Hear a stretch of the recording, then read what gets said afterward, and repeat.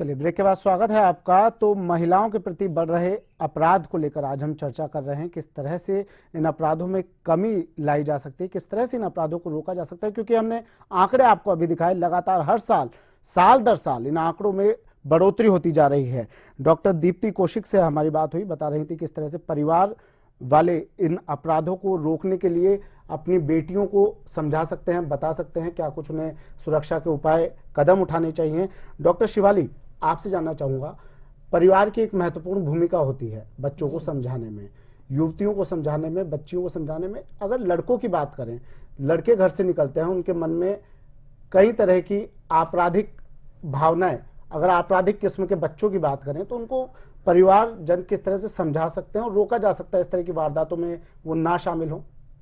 जी, मैं ये कहूँगी कि परिवार की सबसे बड़ी भूमिका है, और स्पेशली माँ की, क्योंकि यदि माँ ने अपने बेटे को महिलाओं की इज्जत करना नहीं सिखाया तो उसे अपराध, महिलाओं के प्रति जो उसका असम्मान का भाव है वो बढ़ता चला जाएगा। और मुझे लगता है कि भारतीय समाज में महिलाएं या माएँ अपना कर्तव्य पूरी तरह से नहीं निभा पा रही, वो इस मोर्चे पर असफल हो गई हैं, तभी ये अपराध बढ़ते चले आ रहे हैं। यदि परिवार में मानसिकता पैदा कहाँ से होती है, क्यों जन्म लेती है इस तरह की मानसिकता इन लड़कों में? देखिए, मानसिकता के लिए अब आज के समय में हम तो इंटरनेट को दोष देने लगते हैं, या हम फेसबुक को दोष देने लगते हैं, या मीडिया के का जो बढ़ता, लेकिन उसके कई फायदे भी हैं। नहीं, फायदे बहुत है, ऐसा नहीं है, लेकिन वही है कि ये तो आप दोष और लाभ और हानि तो आपके ऊपर है कि आप किस तरीके से उस चीज को ले रहे हैं। लेकिन मुझे ऐसा लगता है कि समाज में हम लोग, परिवार जो है वो शायद अपनी भूमिका ठीक से नहीं निभा पा रहे, क्योंकि माएँ बाहर नौकरी करने चली जाती हैं और बच्चों के पीछे जो देखभाल उनको चाहिए, मेरे ख्याल से वो सही गाइडलाइंस उनको नहीं मिल पा रही। कॉलेजेस भी अपने कर्तव्य, या शिक्षक भी मुझे लगता है अपने कर्तव्य ठीक से नहीं निभा पा रहे, जिसकी वजह से ये जो युवा है वो भटक रहा है। ये जो भटकाव आ रहा है वो युवाओं में इसी वजह से आ रहा है कि समाज के जो जिम्मेदार लोग हैं वो अपनी जिम्मेदारी ठीक से नहीं निभा पा रहे। बिल्कुल मीनल जी, इस तरह की घटनाएं छात्राओं के साथ, अगर कॉलेज छात्राओं की बात करें तो उनके साथ, स्कूल छात्राओं की बात करें तो ज्यादा उनके साथ होती हैं इस तरह की घटना, और वो जब पुलिस थाने जाती हैं तो उनकी एफआईआर तक दर्ज नहीं होती है।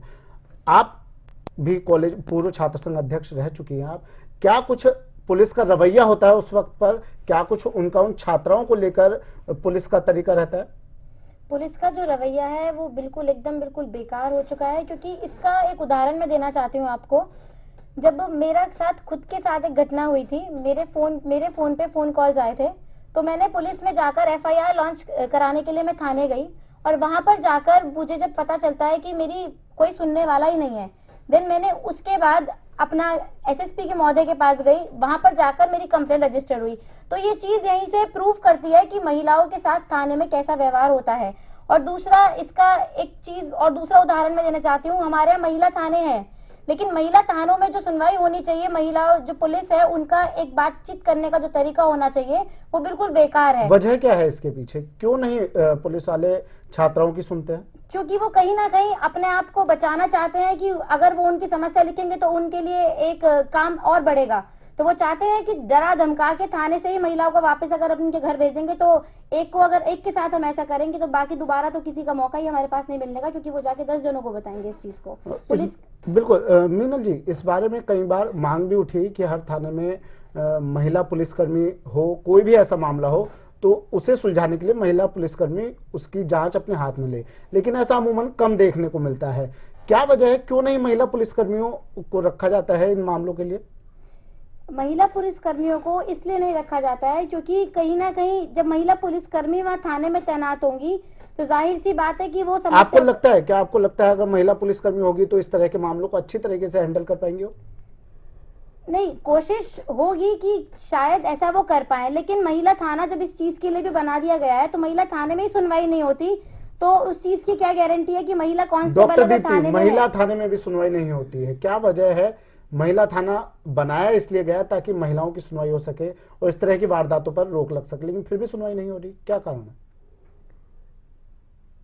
कारण, अगर हम लोग कारण खोजने नहीं जाते हैं तो वही है कि एक बिहेवियर हो जाता है उनका, थोड़ा सा स्ट्रिक्ट हो जाता है, मेरे कहने का पर्पज़ ये है कि उनका अपराधियों जो अपराधी के साथ बिहेवियर है वो डिफरेंट होना चाहिए और एक आम जो शिकायत करता आया है उसके साथ डिफरेंट होना चाहिए। बट वो दोनों को मिला देते हैं आपस में कि वो उसको अपराधी मान के उसी तरीके का बिहेव करने लगते हैं। तो थोड़ा सा पुलिस को ये चाहिए कि वो कोऑपरेट करे और नॉर्मली पहले बात सुने, और कोई अपराधी है तो उसके खिलाफ जो है वो उसी तरीके का फिर डॉक्टर शिवाली, अगर महिला संगठनों की बात करें, महिला आयोग की बात करें, तो क्या कुछ उनकी भूमिका हो सकती है इन मामलों में? बिल्कुल हो सकती है और हो भी रही है। ऐसा नहीं है कि हम इतने निराश नहीं हुए हैं। महिला संगठन काफी अच्छा काम कर रहे हैं और बहुत सारे मुद्दों पर आवाज भी उठाते हैं, लेकिन फिर वही वाली बात है कि महिला संगठन या समाज या ये जितने भी हम बहुत सारे फैक्टर्स सिविल सोसाइटी के देखते हैं, तो सबसे इम्पोर्टेंट चीज है कि क्या जो उनको उनसे ड्यूटीज की अपेक्षा की गई हैं वो उनको पूरा कर पा रहे हैं या नहीं कर पा रहे। कानून इतना लचर कानून है, इतनी डेट्स पड़ती रहती हैं, इतनी चीजें उसमें आ जाती हैं कि वो जहां से जो अपराध है वो अपराध तो बिल्कुल नगण्य होकर शून्य होकर निकल जाता है। अपराधी आराम से निकल जाते हैं उस फंदे में से। तो चाहे संगठन कितना काम करें, समाज कितना काम करे, जब तक आप कानून को मजबूत नहीं करेंगे मेरे ख्याल से तब तक हम इस अपराध की दुनिया से बाहर नहीं आ पाएंगे और अपनी लड़कियों को सुरक्षित नहीं कर पाएंगे। मीनल, अगर कॉलेजेस में सीसीटीवी कैमरास हो हर जगह पर, तो क्या आपको नहीं लगता कि इस तरह की घटनाओं में कमी आ सकती है? और क्या आपने कॉलेज का माहौल में आप काफी रही हैं, अभी भी आप इस माहौल से गुजर रही है, क्या आपकी नजर में आप क्या मानती हैं कि कॉलेज में पर्याप्त मात्रा में सीसीटीवी कैमरास हैं, सुरक्षा के बंदोबस्त पर्याप्त हैं कि वहां पर छात्राएं सुरक्षित हैं? सर, कॉलेजेस में सीसीटीवी कैमरे अगर होंगे तो जाहिर सी बात है कि जो छेड़खानी हो रही है वो थोड़ा कम होगी, लेकिन जिसको ये छेड़खानी करनी होगी उसके लिए सीसीटीवी कैमरे भी सर बेकार हैं। क्योंकि बात करते हैं सुरक्षा की, कॉलेजेस में सुरक्षा होती है, एक आप सिक्योरिटी गार्ड गेट पे खड़ा कर देंगे, एक सिक्योरिटी गार्ड आपकी पर्टिकुलरली क्लास के बाहर नहीं मौजूद होगा, लेकिन जो छेड़खानी वाले तत्व हैं, जो शरारती तत्व हैं, शरारती लड़के हैं, वो इन सब चीजों को नहीं देखते कि कहाँ सीसीटीवी कैमरा लगा है, कहाँ सिक्योरिटी गार्ड खड़ा है। हम मॉल्स में जाते हैं, वहां पे भी तो सीसीटीवी कैमरे होते हैं, वहां पे सिक्योरिटी मैन होते हैं, लेकिन छेड़खानी की घटनाएं वहां पे भी लगातार बढ़ती रहती हैं। डॉक्टर दीप्ति, सवाल फिर से वहीं आ गया है, तो फिर कैसे रोकी जाए इन घटनाओं को? हर जगह सीसीटीवी कैमरास नहीं हो सकते और हर जगह पुलिसकर्मी भी नहीं हो सकते, किस तरह से फिर रोका जाए? जैसे कि मैंने पहले भी कहा था कि परिवार को जो है अपनी लड़कियों को शिक्षित करना पड़ेगा, इस बारे में पूरा कमांड करना पड़ेगा कि किस किस तरीके से वो अपने आप को उन परिस्थितियों से बचा सकती हैं कि कोई भी घटना घटने से बचे उनके। और इसके लिए लड़कियों को खुद भी सेल्फ डिफेंस सीखना होगा, जूडो कराटे सीखने होंगे, हमेशा परिस्थितियों के लिए अवेयर रहना होगा। तो वही लास्टली इस चीज में ये कहा जा सकता है कि जो उनका सोशलाइजेशन हो रहा है, समाजीकरण हो रहा है, घर में कुछ और है लेकिन बाहर निकलने पर उन्हें इन चीज़ों को सीखना ही पड़ेगा। और इसी बारे में मैं एक चीज़ यही मद्देनज़र रख के कह सकती हूँ कि खामोशियाँ तुम्हें जीने नहीं देंगी, अगर इस दौर में जीना है तो कोहराम मचा दो। कोहराम मचा दो, बिल्कुल। शिवाली जी, कोहराम मचाने की बात कर रही हैं दीप्ति जी, कोहराम तो मचा दो, लेकिन ये घटनाएं 16 दिसंबर के बाद काफी कोहराम मचा, लेकिन उसके बावजूद इस तरह की घटनाओं में रोक नहीं लगी। कानून बनाया गया लेकिन बावजूद इसके लगातार बढ़ रही हैं घटनाएं। क्या कानून में आपको लगता है और किसी बदलाव की अब भी जरूरत है? नहीं, मेरे ख्याल से कानून तो अपना जिस तरीके से बनाया गया वो सक्षम है, लेकिन सक्षम होने के साथ साथ वो जो विल किसी भी देश को चलाने के लिए, किसी भी काम को करने के लिए एक जो इच्छा अपने अंदर से होती है, वो इच्छा शायद मर चुकी, मुझे ऐसा लगता है। समाज में लोगों के बीच में भी इच्छा मर चुकी कि हम अपनी महिलाओं को, अपनी लड़कियों को सुरक्षित कर सकें। उन देश के युवाओं में वो इच्छा मर चुकी कि हम अपने साथ चलती हुई जो हमारी युवा साथी है उसको हम सुरक्षा दे सकें। जब तक ये इच्छा जिंदा नहीं होगी, जब तक ये लोग बाहर आकर इस मामले में खुद अपने साथ एक्शन नहीं लेंगे, तब तक कितने ही आप कानून बना लीजिए, कितनी सरकार को आप लानत मलानत भेज दीजिए, कुछ नहीं हो पाएगा, मुझे ऐसा लगता है। इसमें दो पंक्तियां मैं भी जोड़ना चाहूंगी जो उन्होंने कही है कि तू चुप रहकर सब सहती रही तो क्या ये जमाना बदला है, तू बोलेगी, तू मुंह खोलेगी तभी जमाना बदलेगा। मीनल, मुंह खोलेगी और जमाना बदलेगी, लेकिन कई छात्राओं ने, कई पीड़िताओं ने जो इन हरकतों से परेशान है, मुंह भी खोला, लेकिन उनकी सुनवाई कहीं नहीं होती है।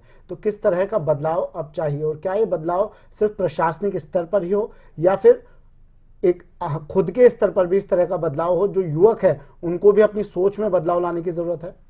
हमें अपनी सोच बदलने की आवश्यकता है। हमें ये समझने की आवश्यकता है, हमारे जो पेरेंट्स हैं, ये जो माता पिता हैं, उनको ये समझाना चाहिए, अपने घर में बच्चों को संस्कार देने चाहिए कि दूसरे की बेटी भी तुम्हारी बहन है, उसके प्रति अपनी गलत नजर या गलत भावना नहीं रखनी चाहिए। और बहुत ही चर्चित कांड था देवोलिका हत्याकांड, मेरठ कॉलेज मेरठ का। इसमें क्या था कि परिवार के लोग भी इस हत्याकांड में शामिल थे, जिसमें कि पूरी तीनों पीढ़ियां शामिल थी, पिता से लेके दादा तक और पोता तक। पोते ने अपनी फ्रेंड का मर्डर किया, देन दादा जो थे वो एसडीएम थे, उन्होंने सबूत मिटा दिया। कहीं ना कहीं हमारा परिवार भी दोषी होता जा रहा है संस्कारों के लिए, क्योंकि दादाजी ने क्या करा कि सबूत मिटा दिए। और जब पता चला उन्हें, कम से कम जब उन्हें पता चला था कि उनका पोता ये हत्याकांड करके आया है या उसने इस तरीके की दरिंदगी हरकत करी है, तो उन्हें पुलिस को इन्फॉर्म करना चाहिए था, तत्काल उस पर एक्शन लेना चाहिए था, जिसमें कि वो पूर्व एसडीएम थे। इस तरह की आपराधिक मानसिकता को सामने लाने की जरूरत है। ऐसा ना हो कि वो आपके परिवार से है तो आप उस मामले को छुपा लें, क्योंकि इससे अपराध में बढ़ोतरी होगी। एक छोटा सा ब्रेक लेते हैं, ब्रेक के बाद जल्द हाजिर होंगे।